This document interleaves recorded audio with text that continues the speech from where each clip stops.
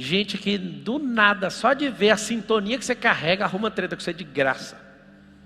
Expôs, não expôs o evangelho? Principalmente nessa geração? Cruz. Essa é a verdadeira cruz. Acaso você agora quer salvar os outros do pecado? Você está achando que é a mesma cruz de Jesus? Não, cruz é exposição. Quando decidiram colocar Jesus no madeira para falar assim, ó, a pior morte que existe. Morte de exposição. E é lá fora. Você parecer um indigente. Cruz é isso. O sofrimento não vai te levar para lugar nenhum. Cruz é um jeito vergonhoso de ser condenado. Cada um carrega a sua exposição. A cruz significa ser exposto. Então cada um carrega a sua exposição.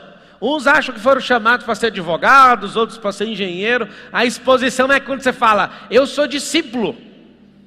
E aí carregar a cruz é falar assim, ó, mesmo podendo ser o que eu quiser, eu escolho ser isso aqui. Essa é a cruz. Renúncia. Sabe o que é cruz? Arrependimento. Sabe o que é cruz? Gente não sei de onde falando mal de você, sem saber o que você carrega. Cruz pode escrever todo mundo aí, cruz é igual a exposição, só que te foi ensinado o evangelho de peso. O que é? Achar que carregar a cruz é ser crucificado, pagar o pecado, igual Jesus. Ele já pagou o pecado, ele já foi crucificado. A sua cruz chama-se exposição. Mas eu não gosto de aparecer, eu já sei, você não carrega a cruz. Quando você carrega a cruz, você vai ser odiado, gratuitamente. A Carol de vez em quando fala, mas o que você faz para arrumar tanta confusão? Cruz. Gente que do nada, só de ver a sintonia que você carrega, arruma treta com você de graça. Expôs, não expôs o evangelho? Principalmente nessa geração? Cruz. Essa é a verdadeira cruz. Acaso você agora quer salvar os outros do pecado? Você está achando que é a mesma cruz de Jesus? Não, cruz é exposição. Quando decidiram colocar Jesus no madeira para falar assim, ó, a pior morte que existe. Morte de exposição. E é lá fora.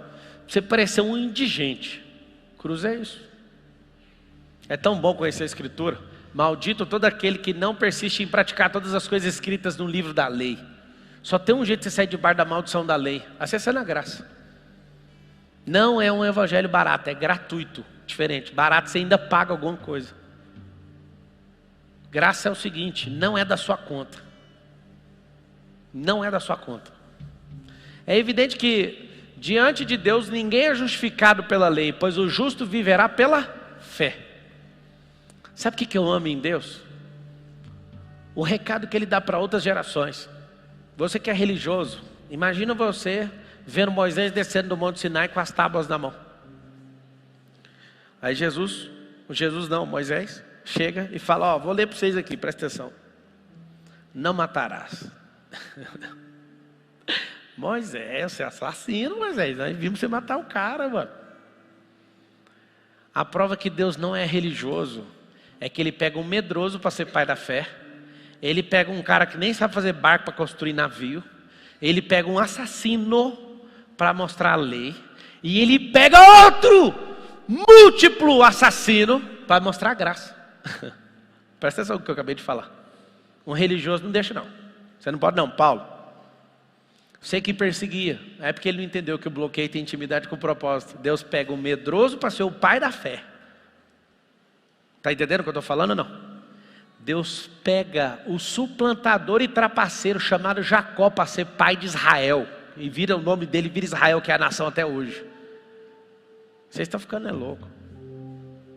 Como é que é isso? Pega um cara que decretou centenas de homicídios por seguirem a Cristo, para ser o dispenseiro da graça. Vocês estão ficando louco. Deus é religioso? Se Ele fosse, nenhum desses caras passaria no teste. Pega o homicida para entregar a lei. Primeiro código da lei, não matarás. Fechou, Deus. Como é que eu confio num negócio desse? Ele chama os que não são mesmo. Você tem que entender como é que é a relação dele com a humanidade. Vocês que são julgadores, se fossem julgar Deus pelos amigos que Ele teve na terra, hein? Imagina.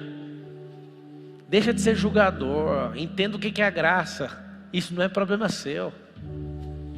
Não é problema seu. E morreu. Você vai arrumar 50% de energia a mais na vida para cumprir aquilo que Ele te chamou. Por isso, vá cuidar dessa vida. A lei não é baseada na fé, pelo contrário, quem praticar estas coisas, por ela viverá. Cristo nos redimiu da maldição da lei. Fala assim comigo, maldição da lei. Gente, só um lunático quer ser amaldiçoado. Só alguém muito louco quer ser amaldiçoado. Cristo nos limpou, nos lavou da maldição da lei quando se tornou maldição. Talvez você não sabe o peso disso. Ele se tornou maldição ali no madeiro. Ele carregou tudo em nosso lugar, pois está escrito: maldito todo aquele que for pendurado num madeiro. Isso para que em Cristo Jesus a bênção de Abraão chegasse também aos gentios. Nós. Não é que nós somos pessoas gentis. Gentio é quem está fora do lance. Nécio, desconhecido. Não era com vocês, mas é para vocês. Para que recebêssemos a promessa do Espírito maiúsculo, Espírito Santo, mediante a fé. Graça, favor imerecido. Fé é a forma que eu acesso. Aí eu tenho que andar no Espírito. Para acessar o Espírito, se dá graça, tem que ser mediante a fé. Junta essas 3 chavinhas para você ver onde você vai parar.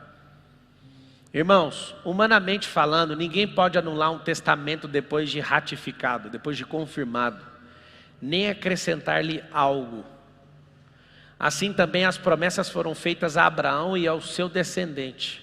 A Escritura não diz e aos seus descendentes, como se falando de muitos, mas ao seu descendente, dando a entender que se trata de um só, isto é, Cristo.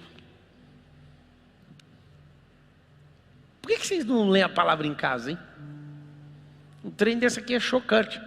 Paulo interpretando a lei como um bom judeu que é, monstruoso, discípulo de Gamaliel. Ele está falando, a Escritura não está falando de descendentes, está falando de um descendente.